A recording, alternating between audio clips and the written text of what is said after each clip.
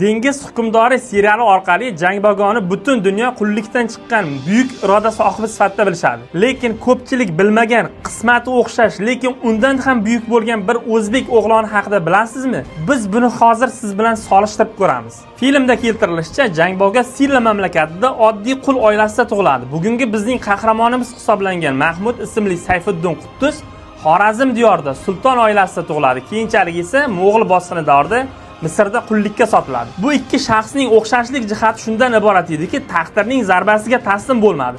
Qullikdan qutulish uchun harakat qildi. Ikkisini ham zafari o'zining yurtida emas, balki chet elda bo'ldi. Jangbogo Xitoy davlatiga borib turib yuksak martabaga erishadi. O'zining harbiy mahoratini ko'rsatadi. Sayfiddin Quddus esa mamluk jangchilarning safida xizmat qilib, keyinchalik u qo'mondonlik darajasiga erishadi va oxirida sulton darajasiga ko'tariladi. Jangbogo mamlakatdagi insonlarning qul bo'lishiga qarshi kurashib, Chulxay bandargohini barpo qiladi. Sayfiddin Quddusning qahramonligiga tayyor turing. O'sha davrda Mo'g'ullarni hech kim yengib bo'lmaydi deb hisoblagan edi. U esa Ayn Jalut jangida yengilmas Mo'g'ullarni birinchi bor yenggan inson bo'lgan. Birgina Mo'g'ullar Bag'dodni egallagan vaqtda o'sha davrdagi eng mashhur hisoblangan kutubxona Baytul Hikmani yoqib, kulni ko'kka sovuradi va bu tufayli insoniyatning tamadduni 1000 yilga orqaga suriladi. Va buning oxiridagi achinarli qismat shundan iborat ediki, Jangbogoning yoshligidagi birga o'sib turib, unga jang san'atini o'rgangan do'sti keyinchalik dushmanga aylangan Yumyang tomonidan oxirida xoinona o'ldiriladi. Sayfiddin Quddus bilan birga Mo'g'ullarga qarshi kurashgan, keyinchalik g'alaba qozongandan so'ng uning yaqin safdoshi hisoblangan